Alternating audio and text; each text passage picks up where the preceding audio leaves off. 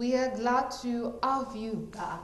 So now that it's already a done deal, the NEC has already agreed that they will be transferring cash to 12 million Nigerians. That is, well, the section of the country that is termed the poorest of the poor and who maybe might be able to do something productive with, well, at least for now, the price we are aware of, the last price we are aware of is the 8,000 naira.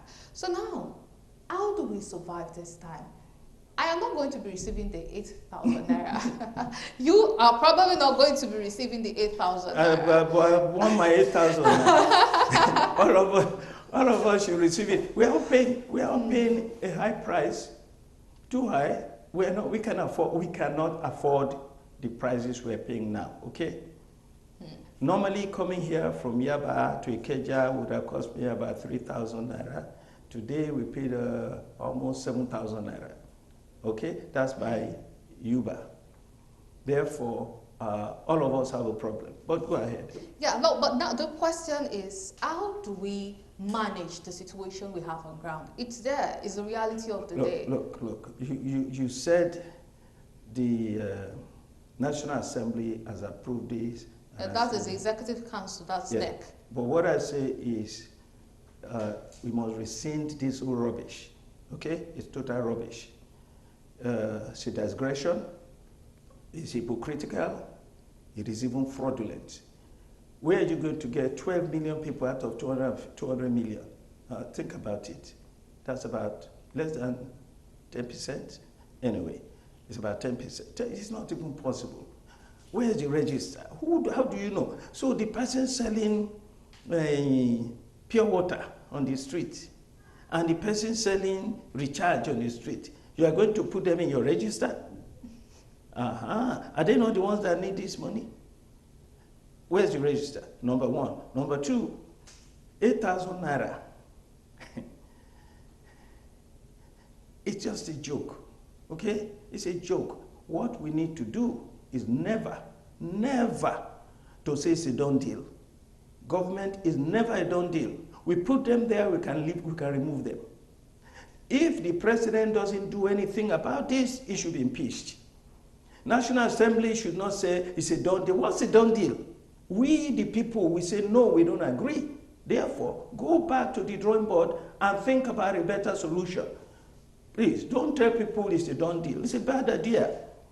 In other countries, people have been on the streets now, revolting, protesting. The law they have in Nigeria is that in Nigeria, the middle class is so weak in numbers. There's just not enough middle class to rebel. It's only middle class who have some savings. You know what I'm saying? If I don't get paid for 2 months, I can survive. If after that, even myself is a problem, okay? Now, the average person on the street who is making, most of the people are making 1,000 naira a day maximum. Minimum wage is 1,000 naira a day. Do you think all these women selling pepper and tomato in the street, if they are lucky, I'm sure they make more than minimum wage? Yes. 2,000, 3,000 a day. You're going to tax those people. Those are the people you are telling me you're going to give 8,000 naira. What's they going to do with it? Therefore, we shouldn't say, this is my own opinion, I will never agree to the idea it's a done deal. It's not a done deal. Not a done deal. Just as the election itself is not a done deal. They're still in tribunal. We don't know what's going to happen there. Therefore, nothing done deal in government. Okay. Entertain these thoughts I have heard someone say, and which I feel is something worth considering. Nigeria has 500 billion naira that they want to use to ameliorate suffering of the people because of the removal of fuel subsidy. And someone said, let's assume that we have 250 million, the population of Nigeria. That means the federal government could perhaps conveniently give each Nigerian 1 million naira each. And would that not be better than the 8,000 naira? But in such scenario, do you even feel like something like that is what Nigerians need at this time? Nigeria don't need that, but that's a good idea. You get your own, I get my own, right? 1 million. Now we are talking. That is palliatives that we can say will help us for maybe 6 months. Okay? That will soften the blow a little bit, but not 8,000 naira. By the way, and not 12 million people. Don't say that. Only 10% of Nigerians earn more than 100,000 a year, a month. Therefore, all those people, that is 150 million people, if you want to do palliatives for the poor, for those who are in need, you must do it for 150 million. Minimum. Minimum. Do you realize what it costs to live in this country? You know, I have, let's just say, friends who run a hotel.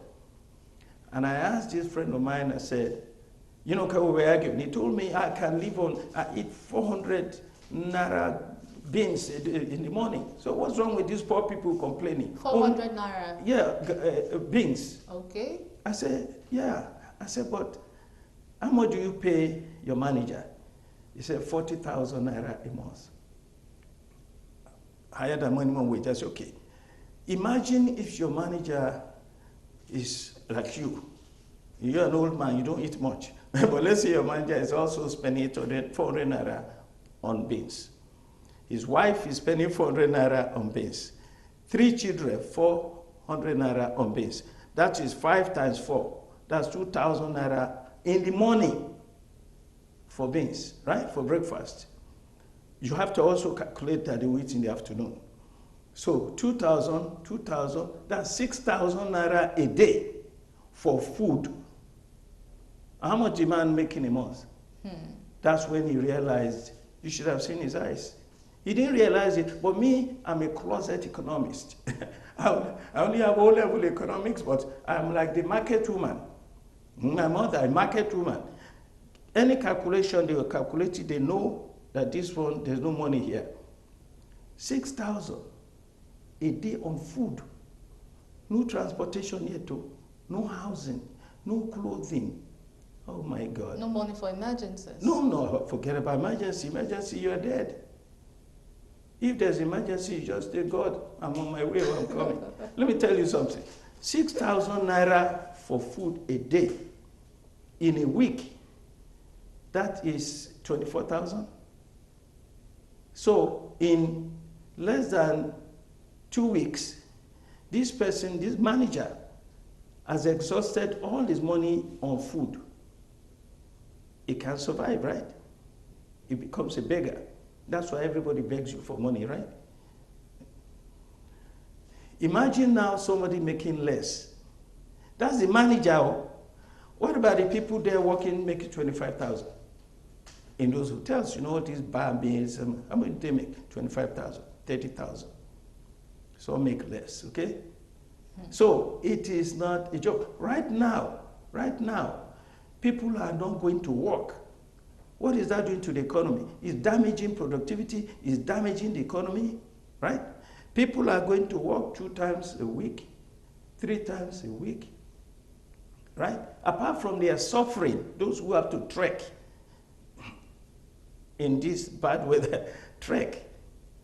Apart from the suffering, what about the suffering physically and economically to the individual? What about to the economy of the country? Okay, all right. Unfortunately, we're running out of time, or we have run out of time. So very quickly, what advice would you give Nigerians to survive in this period at this time? I would tell Nigerians to stand up and fight this administration.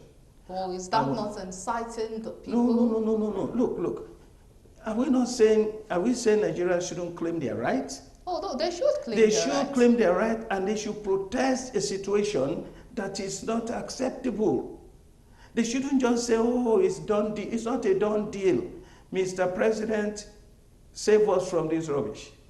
Mr. President, do something for your people. If you care about these people, if you care about yourself and the economy of this country, you must look back at these things, and you must go to the National Assembly and insist on reviewing the 1999 Constitution. All right, thank you so much. It has been a pleasure being with you on the show. Many thanks for being on Firecrackers. Thank you for inviting me. And that's Dr. Adetokunbo Pierce, the PDP chieftain. And fortunately, this is where we'll be joined to cutting close on today's episode of Firecrackers. My name is Iriba Misalako. Please do join us same time, same station next week. Do have a wonderful week ahead.